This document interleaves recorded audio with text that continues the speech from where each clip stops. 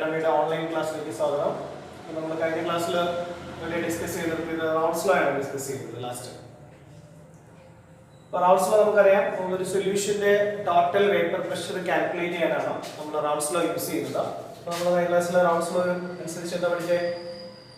P1 is equal to P10 Chi1. The partial pressure of second component P2 is equal to P20 Chi2. Then P total. So P total we calculate ചെയ്തത് P1 plus P2. Okay. ഇതാണ് റൗൾട്ട്സ് law. അപ്പോൾ already നമ്മൾ ഇത്രയും കാര്യങ്ങളാണ് കഴിഞ്ഞ ക്ലാസ്സിൽ discuss ചെയ്തത്. റൗൾട്ട്സ് ലോയെ കുറിച്ചാണ് ഡിസ്കസ് ചെയ്തത്. അപ്പോൾ എന്താണ് റൗൾട്ട്സ് ലോ നിങ്ങൾക്ക് മനസ്സിലായി. ഒരു സൊല്യൂഷനിൽ രണ്ട് ഓളക്ടൈൽ ലിക്വിഡ്സ് ഉണ്ടെങ്കിൽ ആ സൊല്യൂഷന്റെ ടോട്ടൽ വേപ്പർ പ്രഷർ നമ്മൾ റൗൾട്ട്സ് ലോ യൂസ് ചെയ്ത് എങ്ങനെ കാൽക്കുലേറ്റ് ചെയ്യാം. ടോട്ടൽ വേപ്പർ പ്രഷർ കാൽക്കുലേറ്റ് ചെയ്യാനായിട്ട് നമ്മൾ ആ രണ്ട് ലിക്വിഡിന്റെയും പാർഷ്യൽ പ്രഷറുകൾ തമ്മിൽ ആഡ് ചെയ്താൽ മതി എന്ന് പഠിച്ചു. ഈ പാർഷ്യൽ പ്രഷർ ഒന്നാമത്തെ കമ്പോണന്റിന്റെ പാർഷ്യൽ പ്രഷർ എന്ന് പറയുന്നത് P10 Chi1 ന് ഈക്വൽ ആയിരിക്കും. രണ്ടാമത്തെ കമ്പോണന്റിന്റെ പാർഷ്യൽ പ്രഷർ എന്ന് പറയുന്നത് P20 Chi2 ന് ഈക്വൽ ആയിരിക്കും. P10 എന്ന് പറയുന്നത് ഒന്നാമത്തെ കമ്പോണന്റിന്റെ vapour pressure, pure vapour pressure of first component. Chi1 എന്ന് പറയുന്നത് mole fraction of first component. P20 എന്ന് പറയുന്നത് സെക്കൻഡ് കമ്പോണന്റിന്റെ vapour pressure, pure vapour pressure of second component. Then Chi2 എന്ന് പറയുന്നത് മോൾ ഫ്രാക്ഷൻ. കഴിഞ്ഞ ക്ലാസ്സിൽ നമ്മൾ റൗൾട്ട്സ് ലോ ഡിസ്കസ് ചെയ്തതാണ്. നമുക്ക് ഈ റൗൾട്ട്സ് ലോയുടെ ഒരു ഗ്രാഫിക്കൽ റെപ്രസെന്റേഷൻ നോക്കാം. അപ്പോൾ ഗ്രാഫിക്കൽ ആയിട്ട് നമ്മൾ എങ്ങനെയാണ് ടോട്ടൽ വേപ്പർ പ്രഷർ കാൽക്കുലേറ്റ് ചെയ്യുക? ഒരു സൊല്യൂഷൻ കിട്ടിക്കഴിഞ്ഞാൽ അതിന്റെ ടോട്ടൽ വേപ്പർ പ്രഷർ നമ്മൾ എങ്ങനെ കാൽക്കുലേറ്റ് ചെയ്യും? സോ നമ്മളിവിടെ ഗ്രാഫിന്റെ ഒരു ഗ്രാഫാണ്. ഇതിന്റെ എക്സ് ആക്സിസിൽ നമ്മൾ മോൾ ഫ്രാക്ഷൻ യൂസ് ചെയ്യണം. എക്സ് ആക്സിസിൽ മോൾ ഫ്രാക്ഷൻ ആണ്. അപ്പോൾ നമുക്കറിയാം നമ്മളിവിടെ പറയുന്ന ബൈനറി സൊല്യൂഷൻ ആണ്, രണ്ട് കമ്പോണന്റുകളുള്ള സൊല്യൂഷൻ ആണ്. സോ നമ്മൾ ഇവിടെ ഒരു ആക്സിസ് കൺസിഡർ ചെയ്യാം. സോ നമ്മൾ എക്സ് ആക്സിസിൽ മോൾ ഫ്രാക്ഷൻ നോട്ട് ചെയ്തു. വൈ ആക്സിസിൽ നമ്മൾ വേപ്പർ പ്രഷർ എടുക്കും. വേപ്പർ പ്രഷർ വൈ ആക്സിസിൽ വേപ്പർ പ്രഷർ. എക്സ് ആക്സിസിൽ മോൾ ഫ്രാക്ഷൻ, വൈ ആക്സിസിൽ വേപ്പർ പ്രഷർ. എക്സ് ആക്സിസിൽ മോൾ ഫ്രാക്ഷൻ ആണ്, വൈ ആക്സിസിൽ വേപ്പർ പ്രഷർ. നമുക്കറിയാം, നേരത്തെ നമ്മൾ ഡിസ്കസ് ചെയ്ത ലോയിൽ നമ്മളറിയാം, നമ്മൾ രണ്ട് ലിക്വിഡ്സ് വോളറ്റൈൽ ലിക്വിഡ്സ് ആണ് എടുത്തത്. അതിൽ ആ രണ്ട് വോളറ്റൈൽ ലിക്വിഡിൽ ഒന്നാമത്തെ ലിക്വിഡിനെ നമ്മൾ 1 എന്നും രണ്ടാമത്തെ ലിക്വിഡിനെ നമ്മൾ 2 എന്നും ഡിനോട്ട് ചെയ്തു. ഒന്നാമത്തെ ലിക്വിഡിനെ 1, രണ്ടാമത്തെ ലിക്വിഡിനെ 2. ഒന്നാമത്തെ ലിക്വിഡിന്റെ പാർഷ്യൽ വേപ്പർ പ്രഷർ നമ്മൾ P1, രണ്ടാമത്തെ ലിക്വിഡിന്റെ പാർഷ്യൽ വേപ്പർ പ്രഷർ P2. ഒന്നാമത്തെ ലിക്വിഡിന്റെ vapour pressure pure vapour pressure of pure first component. ഒന്നാമത്തെ കമ്പോണന്റ് മാത്രം എടുത്താണെങ്കിൽ അവിടെ എക്സേർട്ട് ചെയ്യപ്പെടുന്ന വേപ്പർ പ്രഷർ P10, രണ്ടാമത്തെ കമ്പോണന്റ് ആണെങ്കിൽ P20. ഈ P1 P2 നമ്മൾ കഴിഞ്ഞ ക്ലാസ് ഡിസ്കസ് ചെയ്താണ്. ഇത് സൊല്യൂഷനിൽ വരുമ്പോൾ ഉള്ള ഒന്നാമത്തെ കമ്പോണന്റിന്റെ വേപ്പർ പ്രഷർ ആണിത്, രണ്ടാമത്തെ കമ്പോണന്റ് വേപ്പർ പ്രഷർ ആണ് P2 എന്ന് പറയുന്നത്. then അതിന്റെ കറസ്പോണ്ടിങ് ആയിട്ടുള്ള മോൾ ഫ്രാക്ഷൻ നമ്മൾ പറഞ്ഞു Chi1 Chi2. ഇത്രയും കാര്യങ്ങൾ ഓർമ്മയുണ്ട്. അപ്പോൾ നമ്മൾ എങ്ങനെയാണ് ഇതിന്റെ ഗ്രാഫ് നമ്മൾ റെപ്രസെന്റ് ചെയ്യാൻ പോകുന്നത് നോക്കാം. ഇവിടെ നമ്മൾ x ആക്സിസിൽ മോൾ ഫ്രാക്ഷൻ എടുത്തിരിക്കുന്നത്. ഇവിടെ നമ്മൾ Chi1 = 0 എന്നുണ്ട്. അപ്പോൾ ഒന്നാമത്തെ ലിക്വിഡിന്റെ മോൾ ഫ്രാക്ഷൻ എന്താണ്? 3.0. നമുക്ക് ഇങ്ങോട്ട് വരുന്ന ഒരു മോൾ ഫ്രാക്ഷൻ ഇൻക്രീസ് ചെയ്ത് ഇവിടെ വരുമ്പോഴത്തേക്ക് മാക്സിമം വാല്യൂ 1. കാരണം നമുക്കറിയാലോ ഒരു സൊല്യൂഷന്റെ ടോട്ടൽ മോൾ ഫ്രാക്ഷൻ എപ്പോഴും 1 ആയിരിക്കും. അപ്പോൾ നോർമലി ഒന്നാമത്തെ കമ്പോണന്റിന്റെ മിനിമം മോൾ ഫ്രാക്ഷൻ 0 ആണെങ്കിൽ മാക്സിമം 1 വരെ വരും. അങ്ങനെയാണെങ്കിൽ ഈ പോയിന്റിൽ Chi1 0 ആണെങ്കിൽ ഈ പോയിന്റിൽ ഉറപ്പായിട്ടും Chi2 എത്ര ആയിരിക്കും? 1 ആയിരിക്കും. Because Chi1 plus Chi2 is always 1. Total mole fraction എപ്പോഴും 1 ആണ്. സോ Chi1 plus Chi2 1 വരണം. ഇവിടെ Chi1 = 1 ആണ്, ഇവിടെ Chi2 = 0. അപ്പോൾ Chi1 ഇങ്ങോട്ട് ഇൻക്രീസ് ചെയ്ത് വരും. മോൾ ഫ്രാക്ഷൻ ഓഫ് ഫസ്റ്റ് ലിക്വിഡ് ഇങ്ങോട്ട് ഇൻക്രീസ് ചെയ്യുന്നു, മോൾ ഫ്രാക്ഷൻ ഓഫ് സെക്കൻഡ് ലിക്വിഡ് ഇങ്ങോട്ടാണ് ഇൻക്രീസ് ചെയ്യുന്നത്. ഓക്കേ, 0 ൽ 1 ലേക്ക്. റൗൾട്ട്സ് ലോയിൽ പറയുന്നത് the partial vapor pressure P1 എന്ന് പറയുന്നത് is directly proportional to their mole fraction എന്ന് നമ്മൾ പഠിച്ചു. അപ്പോൾ ഇങ്ങോട്ട് പോകുന്നതോറും ഒന്നാമത്തെ കമ്പോണന്റിന്റെ മോൾ ഫ്രാക്ഷൻ കൂടുന്നു. ഒന്നാമത്തെ കമ്പോണന്റിന്റെ മോൾ ഫ്രാക്ഷൻ കൂടുന്നതിനനുസരിച്ച് അതിന്റെ എന്ത് കൂടും? വേപ്പർ പ്രഷർ കൂടും. because according to Raoult's law the partial vapor pressure is directly proportional to mole fraction, so vapor pressure increase. So vapor pressure increase. Here point touch ചെയ്യും. ഇത് ഒന്നാമത്തെ കമ്പോണന്റിന്റെ വേപ്പർ പ്രഷർ ആണ് P1. ഒന്നാമത്തെ കമ്പോണന്റിന്റെ vapour pressure ആണ് P1 അല്ലേ? സൊല്യൂഷനിൽ ഇരിക്കുമ്പോൾ ഒന്നാമത്തെ കമ്പോണന്റിന്റെ വേപ്പർ പ്രഷർ ആണ് P1 എന്ന് പറയുന്നത്. ഈ ഒരു പോയിന്റ് നമുക്ക് നോക്കാം. ഇവിടെ Chi2 0 ആണ്, ഇവിടെ Chi2 1 ആണ്. അതായത് ഇങ്ങോട്ട് വരുന്നതോറും രണ്ടാമത്തെ കമ്പോണന്റിന്റെ മോൾ ഫ്രാക്ഷൻ ഇൻക്രീസ് ചെയ്യുന്നു. So the mole fraction of the second component is directly proportional to their corresponding partial pressure. രണ്ടാമത്തെ കമ്പോണന്റിന്റെ മോൾ ഫ്രാക്ഷൻ എന്ന് പറയുന്നത് അതിന്റെ പാർഷ്യൽ പ്രഷറിന് ഡയറക്ട്ലി പ്രൊപോർഷണൽ ആണ്. അപ്പോൾ ഇങ്ങോട്ട് വരുന്നതോറും എന്ത് ചെയ്യും? രണ്ടാമത്തെ കമ്പോണന്റിന്റെ മോൾ ഫ്രാക്ഷൻ ഇൻക്രീസ് ചെയ്യും. ഇത് എന്ന് പറയുന്നത് സെക്കൻഡ് കമ്പോണന്റിന്റെ വേപ്പർ പ്രഷർ P2. ഇവിടെ നിങ്ങൾ ഈ ഗ്രാഫ് നോക്കുമ്പോൾ ഇതിൽ P1 ഒന്നാമത്തെ കമ്പോണന്റിന്റെ ഗ്രാഫ് കുറച്ച് മുകളിലും രണ്ടാമത്തെ കമ്പോണന്റ് കുറച്ച് താഴെയായിട്ടാണ് വന്നിരിക്കുന്നത്. ബിക്കോസ് ഞാൻ എടുത്തത് ഞാൻ ഈ ഗ്രാഫ് പ്ലോട്ട് ചെയ്തിരിക്കുന്നത് first component is more volatile. First is more volatile. ഒന്നാമത്തെ കമ്പോണന്റ് മോർ വോളറ്റൈൽ ആണ്. നമ്മൾ ആ രണ്ട് ലിക്വിഡുകളിൽ ഒന്നാമത്തെ ലിക്വിഡ് നല്ല മോർ വോളറ്റൈൽ ആണ്. മോർ വോളറ്റൈൽ എന്ന് പറയുമ്പോൾ അതിലെപ്പോഴും രണ്ടാമത്തെ കമ്പോണന്റിനേക്കാളും വേപ്പർ പ്രഷർ ഹൈ ആയിരിക്കും. അതുകൊണ്ടാണ് മുകളിൽ വന്നിരിക്കുന്നത് താഴെ വരുന്നത്. ഓക്കെ, ഈ ഒരു പോയിന്റിൽ നമ്മളിപ്പോ എന്ന് പറയുന്നത് P2 ഈ പോയിന്റിൽ വന്ന് ടച്ച് ചെയ്തു. ഈ പോയിന്റ് നമുക്ക് ഓൾറെഡി നിങ്ങൾക്ക് അറിയാവുന്ന ഒരു കാര്യമുണ്ട്. ഈ പോയിന്റിൽ P2 ഈ പോയിന്റിൽ ടച്ച് ചെയ്തു. ഈ പോയിന്റിൽ Chi1 0 ആണ്, Chi2 1 ആണ്. അപ്പൊ ഈ പോയിന്റിൽ Chi2 ന്റെ വാല്യൂ 1 ആണ്. അപ്പൊ ഈ പോയിന്റിൽ Chi2 ന്റെ വാല്യൂ 1 ആണെങ്കിൽ നമുക്ക് ഓൾറെഡി നമ്മൾ റൗൾസ് ലോ അനുസരിച്ച് പഠിച്ചു P2 is equal to P2 0 Chi2. നിങ്ങൾ ആ ഇക്വേഷൻ പഠിച്ചേ. അപ്പൊ ഈ പോയിന്റിൽ വരുമ്പോൾ Chi2 എത്രയാണ്? ഈ പോയിന്റിൽ Chi2 ന്റെ വാല്യൂ എത്രയാണ്? 1. So that is why P2 is equal to P2 0 1. That is P2 is equal to P2 0. അതായത് ഈ പോയിന്റിൽ വരുമ്പോൾ എന്താ പ്രത്യേകത? P2 എന്നുള്ളത് എന്തിന് ഈക്വൽ ആവും? P2 0 ക്ക് ഈക്വൽ ആണ്. അതായത് ഗ്രാഫിന്റെ ഈ പോയിന്റിൽ ഇപ്പോൾ P2 എന്ന് പറയുന്ന ഈ ഗ്രാഫ് P2 എന്ന് പറയുന്ന ഗ്രാഫ് ഈ ഒരു പോയിന്റിൽ x y ആക്സിസിൽ ടച്ച് ചെയ്യുമ്പോൾ ഈ പോയിന്റിൽ നിന്ന് നമുക്ക് എപ്പോഴും കിട്ടുന്നത് എന്തായിരിക്കും? P2 0 യുടെ value. Vapour pressure of second component pure vapour pressure of pure component 2 ൽ ഈ ഒരു പോയിന്റിലാണെങ്കിൽ ഇവിടെ P1 ന്റെ ഗ്രാഫ് ആണത്. അത് ഈ പോയിന്റിൽ ടച്ച് ചെയ്യും. ഈ പോയിന്റിൽ വരുമ്പോൾ P1 എന്ന് പറയുന്നത് എന്താണ്? Chi1 ആണ്. Chi1 is equal to 1 എന്ന് വരുവാണ്. So P1 is equal to P1 0 Chi1. ആ പോയിന്റിൽ Chi1 ന്റെ പകരം 1 എഴുതാം. So P1 is equal to P1 0. ഈ പോയിന്റിൽ നമുക്ക് ആരുടെ വാല്യൂ കിട്ടും? P1 0 യുടെ വാല്യൂ. ഓക്കേ, അപ്പോൾ ഈ പോയിന്റ് നിങ്ങൾക്ക് മനസ്സിലായി. അപ്പോൾ ഇത് ഈ പോയിന്റിൽ നിന്ന് P2 0 യുടെ വാല്യൂ കിട്ടും, ഈ പോയിന്റിൽ നിന്ന് P1 0 യുടെ വാല്യൂ കിട്ടും. സോ ഈ ഡിസ്റ്റൻസ് ആയിരിക്കും എന്ന് പറയുന്നത് ഗ്രാഫിന്റെ ഈ ഒരു ഡിസ്റ്റൻസ് ആയിരിക്കും എന്ന് പറയുന്നത് P ടോട്ടൽ. ഈ ഡിസ്റ്റൻസ് എടുത്താൽ മതി. ഇതായിരിക്കും എന്ന് പറയുന്നത് P ടോട്ടൽ എന്ന് പറയുന്നത്. ഇതാണ് റൗൾസ് ലോയുടെ ഗ്രാഫ് എന്ന് പറയുന്നത്.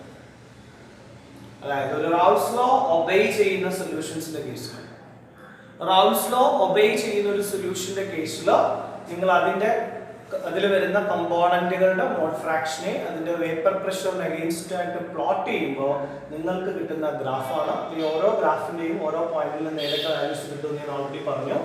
ഈ ഒരു ഡിഫറൻസ് ആണ് ഏതെന്ന് പറയുന്നത് P ടോട്ടൽ. ഈ ഒരു ഡിസ്റ്റൻസ് ആണ് ഏതെന്ന് പറയുന്നത് P ടോട്ടൽ ആയിട്ട് എടുത്താൽ മതി. ഇവിടെ P1 0 P2 0 Chi2, ഇവിടെ P1 0 Chi1. So P2 0 Chi2 plus P1 0 Chi2 is equal to P total. ഇതാണ് ഏത് ലോ? റൗൾസ് ലോ. ഓക്കെ, അപ്പോൾ ഇത്തരത്തിലുള്ള റൗൾസ് ലോ ഒബേ ചെയ്യുന്ന സൊല്യൂഷനുകളെ അപ്പോൾ നമുക്ക് സംശയം വരും, എല്ലാ സൊല്യൂഷൻസും റൗൾസ് ലോ ഒബേ ചെയ്യും? ഏത് സൊല്യൂഷൻ എടുത്താലും നിങ്ങൾ ഏതൊരു സൊല്യൂഷൻ എടുക്കുന്നു ആ സൊല്യൂഷനിൽ രണ്ട് വോളറ്റൈൽ ആയിട്ടുള്ള ലിക്വിഡ്സ് ഉണ്ടെന്ന് വിചാരിക്കാം. നമ്മളൊരു സൊല്യൂഷൻ എടുക്കുകയാണ്, ആ സൊല്യൂഷനിൽ രണ്ട് വോളറ്റൈൽ ലിക്വിഡ്സ് ഉണ്ട്. അങ്ങനെയുള്ള ഒരു സൊല്യൂഷന്റെ കേസിൽ എല്ലാ സൊല്യൂഷൻസും റൗൾസ് ലോ ഒബേ ചെയ്യും. എല്ലാ സൊല്യൂഷൻസിന്റെ കേസിലും P1 എന്നുള്ളത് P1 0 Chi1 ഉം P2 എന്നുള്ളത് P2 0 Chi2 നും ഈക്വൽ ആണോ? അല്ല. അതായത് റൗൾസ് ലോ ഒബേ ചെയ്യാത്ത സൊല്യൂഷൻസും ഉണ്ട്. അതായത് ചില സൊല്യൂഷൻസിന്റെ കേസിൽ നിങ്ങൾ റൗൾസ് ലോ ഉപയോഗിച്ച് ടോട്ടൽ വേപ്പർ പ്രഷർ കാൽക്കുലേറ്റ് ചെയ്യുമ്പോൾ നിങ്ങൾക്ക് കിട്ടുന്ന വാല്യൂ അതിന്റെ കറക്റ്റ് വാല്യൂ ആയിരിക്കത്തില്ല. അതായത് ആ സൊല്യൂഷൻ ആക്ച്വലി എക്സിബിറ്റ് ചെയ്യുന്ന വേപ്പർ പ്രഷർ, നിങ്ങൾ മാനോമീറ്ററോ അങ്ങനെ എന്തെങ്കിലും മാനോമീറ്റർ പോലുള്ള ഇൻസ്ട്രുമെന്റ് ഉപയോഗിച്ച് നിങ്ങൾ ആ സൊല്യൂഷന്റെ വേപ്പർ പ്രഷർ മെഷർ ചെയ്യുമ്പോൾ നിങ്ങൾക്ക് കിട്ടുന്ന വേപ്പർ പ്രഷർ എക്സ്പെരിമെന്റൽ ആയിട്ട് അവിടെ കിട്ടുന്ന വേപ്പർ പ്രഷർ ആയിരിക്കില്ല നമ്മൾ റൗൾസ് ലോ ഉപയോഗിച്ച് കാൽക്കുലേറ്റ് ചെയ്യുമ്പോൾ കിട്ടുന്ന വേപ്പർ പ്രഷർ എന്ന് പറയുന്നത്. ഓക്കെ, അപ്പോ ഈ സൊല്യൂഷൻസിന്റെ കേസിൽ നമ്മൾ ഓർത്തിരിക്കേണ്ട ഒരു കാര്യം അതാണ്, റൗൾസ് ലോ ഒബേ ചെയ്യുന്ന സൊല്യൂഷൻസ് ഉണ്ട്, റൗൾസ് ലോ ഒബേ ചെയ്യാത്ത സൊല്യൂഷൻസ് ഉണ്ട്. അതില് റൗൾസ് ലോ ഒബേ ചെയ്യുന്ന സൊല്യൂഷനുകളെ നമ്മൾ വിളിക്കുന്ന പേരാണ് ഐഡിയൽ സൊല്യൂഷൻ. അതുപോലെ റൗൾസ് ലോ ഒബേ ചെയ്യുന്ന സൊല്യൂഷൻസിനെ ഒരു സൊല്യൂഷൻ റൗൾസ് ലോ ഒബേ ചെയ്യുവാണെങ്കിൽ that solution is called ideal solution. Ideal solution. Ideal solution. Ideal solution. So a solution which obeys Raoult's law. A solution which obeys Raoult's law. Raoult's law. At all concentration. At all concentration. നിങ്ങൾ ഒരു solution ഏത് concentration എടുത്താലും ആ സൊല്യൂഷൻസിന് റൗൾസ് law obey ചെയ്യാൻ കഴിയുമെങ്കിൽ അത്തരം solutions നമ്മൾ വിളിക്കുന്ന പേരാണ് ഐഡിയൽ. Ideal solution.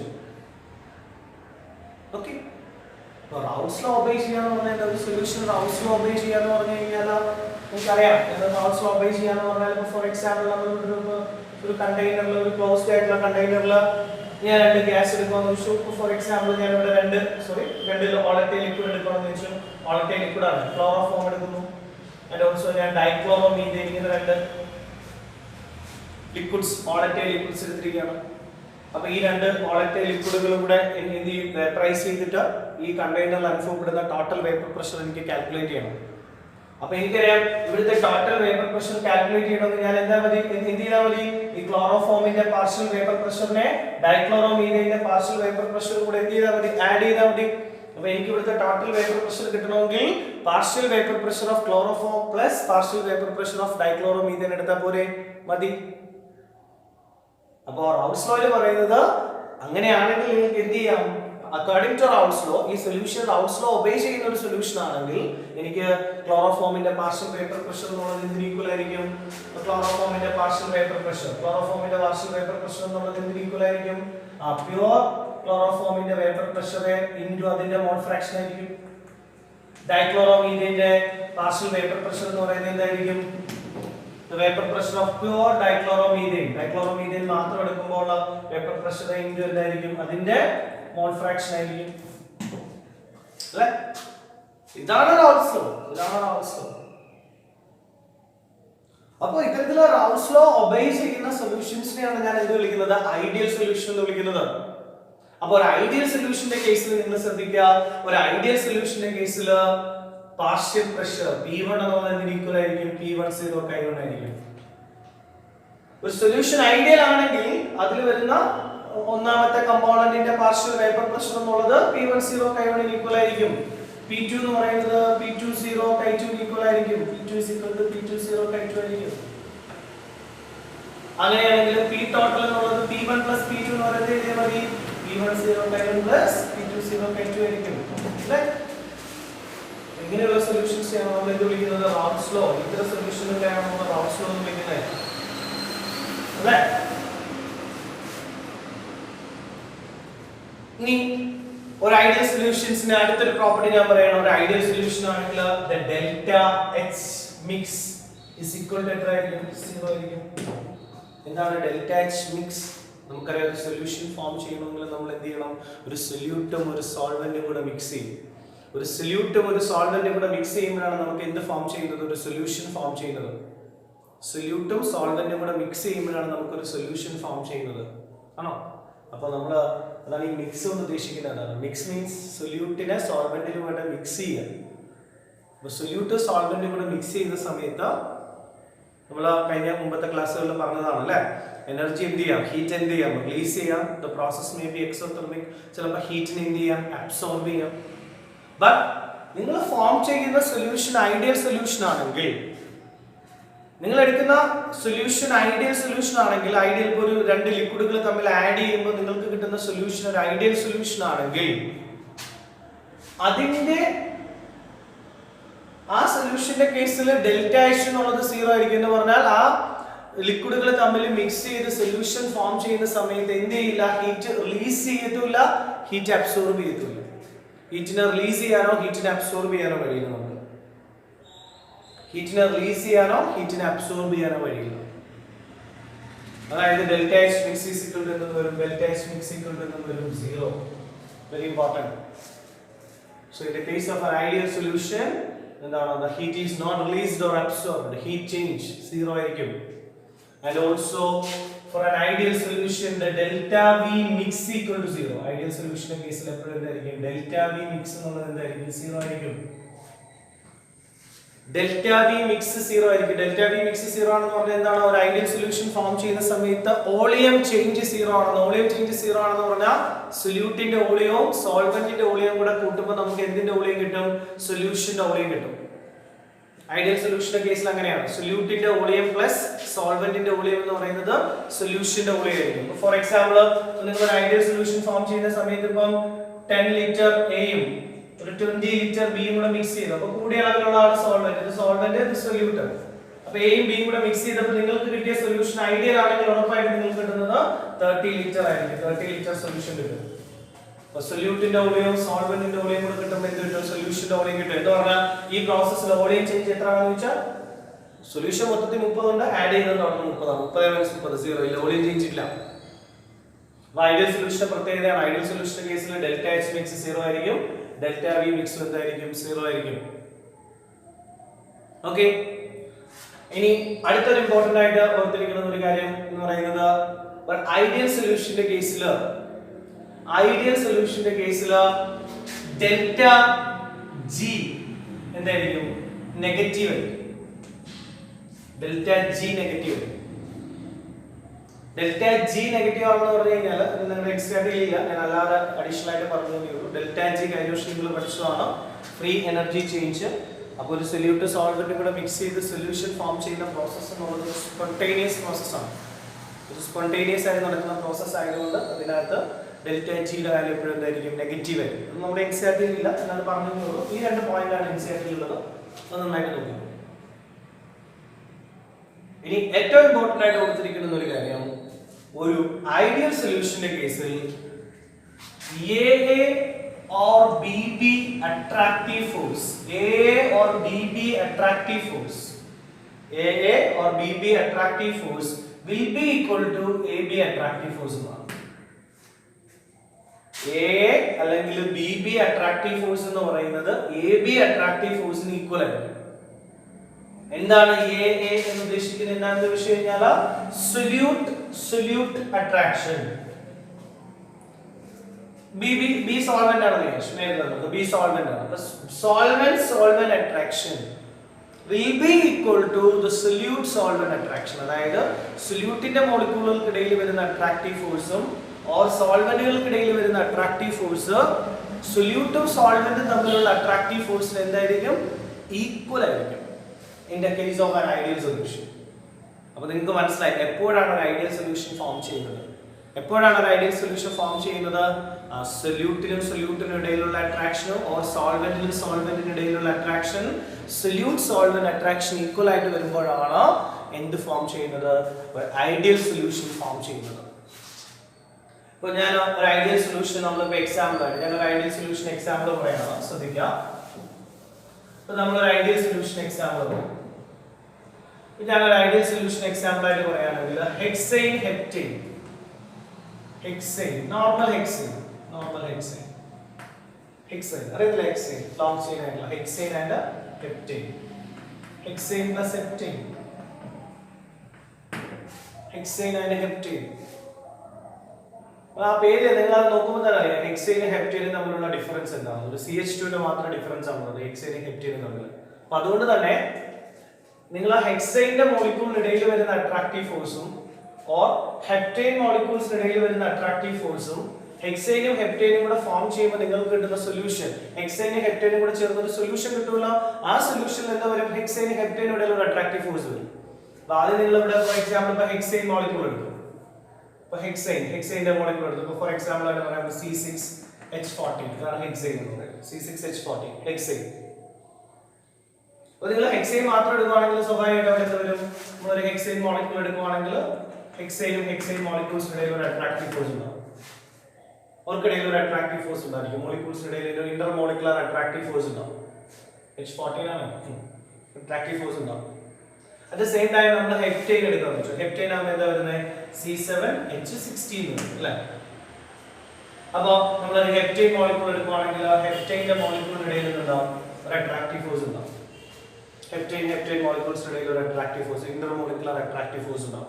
നിങ്ങൾ ഇത് തമ്മിൽ മിക്സ് ചെയ്ത് നിങ്ങൾ എന്ത് ഫോം ചെയ്യും? ഒരു സൊല്യൂഷൻ ഫോം ചെയ്യും. ഹെക്സൈനും ഹെപ്റ്റൈനും കൂടെ മിക്സ് ചെയ്ത് നിങ്ങൾ ഒരു സൊല്യൂഷൻ ഫോം ചെയ്യുന്ന സമയത്ത് ഈ ഹെക്സൈനും ഹെപ്റ്റൈനും ഇടയിൽ എന്താ വരും? അട്രാക്ഷൻ വരും. ഹെക്സൈൻ ഹെപ്റ്റൈൻ മോളിക്യൂൾസിന് ഇടയിൽ അട്രാക്ഷൻ വരത്തില്ലേ? അപ്പോൾ അവിടെ ഡെവലപ്പ് ചെയ്ത ഹെക്സൈനും ഹെപ്റ്റൈനും ഇടയിലുള്ള അട്രാക്റ്റീവ് ഫോഴ്സ് എന്ന് പറയുന്നത് എന്തായിരിക്കും എന്ന് ഞാൻ പറഞ്ഞത്. നേരത്തെ ഹെക്സൈനോ അല്ലെങ്കിൽ ഹെപ്റ്റൈനോ ഇടയിൽ ഉണ്ടായിരുന്ന അട്രാക്റ്റീവ് ഫോഴ്സിന് എന്തായിരിക്കും? ഈക്വൽ ആയിട്ട് വരും. അതാണ് ഞാൻ നേരത്തെ പറഞ്ഞത്. A or BB attractive force will be equal to AB attractive force ആണെങ്കിൽ that solutions are called a ideal solution. അത്തരം സൊല്യൂഷൻസ് നമ്മൾ വിളിക്കുന്ന പേരാണ് ideal solution. For example hexyne heptyne ഉണ്ട്. അതുപോലെ തന്നെ വേറെ എക്സാമ്പിൾ പറയുകയാണെന്നുണ്ടെങ്കിൽ ബെൻസീൻ ടൊളുവീൻ. ഈ പേര് കേൾക്കുമ്പോൾ നിങ്ങൾ അല്ലെങ്കിൽ ഇതിന്റെ സ്ട്രക്ചർ നോക്കുമ്പോൾ തന്നെ അറിയാം, സിമിലർ സ്ട്രക്ചർ ആണ്. Benzene toluene, benzene plus toluene അല്ലേ? ടൊളീൻ എന്നാണ് പറയുന്നത്. ബെൻസീനും ടൊളീനും. ഇപ്പൊ ബെൻസീനും ടൊളീനും നമ്മൾ കൺസിഡർ ചെയ്യണമെങ്കിൽ പറയാം ബെൻസീൻ മോളിക്യൂൾ ആണ്. ബെൻസീൻ മോളിക്യൂൾ അല്ലേ? അവിടെ H റീപ്ലേസ് ചെയ്ത് CH3. This is toluene. Methyl benzene is called toluene. അപ്പോൾ അവർ വളരെ സിമിലർ സ്ട്രക്ചർ ആണ്. വലിയ ഡിഫറൻസ് ഒന്നുമില്ല സ്ട്രക്ചറിൽ. ഒരു CH3 അല്ലേ? ഇവിടെ നിന്ന് H പോയിട്ട് ഒരു CH3 ഒന്നുമില്ല. അപ്പോൾ ഇത്തരത്തിൽ സിമിലർ സ്ട്രക്ചർ ഉള്ളവർ തമ്മിൽ മിക്സ് ചെയ്യുമ്പോഴാണ് നമുക്ക് എന്ത് കിട്ടുന്നത്? ഐഡിയൽ സൊല്യൂഷൻ കിട്ടുന്നത്. Chloro ethyne and bromo ethyne for example ആണ്. Chloro ethyne and bromo ethyne. ഒരു ക്ലോറിന്റെ ഒരിടത്ത് ക്ലോറിൻ ഒരിടത്ത് ബ്രോമിൻ, ആ ഒരു ഡിഫറൻസേ ഉള്ളൂ. അതാണ് അവ സിമിലർ സ്ട്രക്ചർ ഉള്ള ആളുകൾ, ഏകദേശം സിമിലർ ആയിട്ട് സ്ട്രക്ചേഴ്സ് ഉള്ള ലിക്വിഡുകൾ തമ്മിൽ മിക്സ് ചെയ്യുമ്പോഴാണ് നമുക്ക് ഏത് സൊല്യൂഷൻ കിട്ടുന്നത്? ഐഡിയൽ സൊല്യൂഷൻ കിട്ടുന്നത്. ഓക്കെ, അപ്പൊ എന്താണ് ഐഡിയൽ സൊല്യൂഷൻ എന്ന് എല്ലാവർക്കും മനസ്സിലായി കാണും. ഒരു solution, A solution which obeys Raoult's law. അപ്പോൾ Raoult's law ഒബേ ചെയ്യുന്ന സൊല്യൂഷൻസിനെയാണ് നമ്മൾ എന്ത് വിളിക്കുന്നത്? Ideal solution. അപ്പോൾ ഒരു ഐഡിയൽ സൊല്യൂഷന്റെ കേസിൽ നമുക്ക് എന്ത് ചെയ്യാം? Total vapour pressure P total എന്നുള്ളത് എന്തിന് ഈക്വൽ ആയിരിക്കും? P10 Chi1 plus P20 Chi2 ആയിരിക്കും. ഒരു ഐഡിയൽ സൊല്യൂഷന്റെ കേസിൽ നമ്മൾ അതിന്റെ സൊല്യൂഷന്റെ P ടോട്ടൽ കാൽക്കുലേറ്റ് ചെയ്യാനായിട്ട് നമുക്ക് ഈ ഇക്വേഷൻ ഉപയോഗിച്ചാൽ മതി. P total is equal to P10 Chi1 plus P20 Chi2 ആയിരിക്കും. ഒരു ഐഡിയൽ സൊല്യൂഷന്റെ കേസിൽ delta H is equal to 0 ആയിരിക്കും. ഡെൽറ്റ H 0 ആണെന്ന് പറഞ്ഞാൽ ഒരു ഐഡിയൽ സൊല്യൂഷൻ ഫോം ചെയ്യുന്ന സമയത്ത് എന്ത് ചെയ്യില്ല? ഹീറ്റ് റിലീസ് ചെയ്യുകയോ ഹീറ്റ് അബ്സോർബ് ചെയ്യുകയോ ചെയ്യില്ല. ഐഡിയൽ സൊല്യൂഷന്റെ കേസിൽ ഡെൽറ്റ V 0 ആയിരിക്കും. ഡെൽറ്റ V 0 ആണെന്ന് പറഞ്ഞാൽ വോളിയം ചേഞ്ച് ഇല്ല. സൊല്യൂട്ടിന്റെ വോളിയം പ്ലസ് സോൾവെന്റിന്റെ വോളിയം ആയിരിക്കും. ആരുടെ വോളിയം? സൊല്യൂഷന്റെ വോളിയം. റെഡി. അടുത്തായിട്ട് നമ്മൾ നോക്കേണ്ടതാണ് ആരുടെ കേസിലാണ്? ഐഡിയൽ സൊല്യൂഷന്റെ കേസിൽ അടുത്തൊരു പ്രത്യേകത എന്താണ്? For in an ideal solution A or BB attractive force will be equal to ഏതായിരിക്കും? AB attractive force ആയിരിക്കും. And also ideal solution example ഞാൻ പറഞ്ഞു, hexyne, heptyne, benzene, toluene, chloro ethyne, bromo ethyne, ഇതെല്ലാം ഏത് സൊല്യൂഷൻസ് ആണ്? Ideal solution example ആണ്. Okay.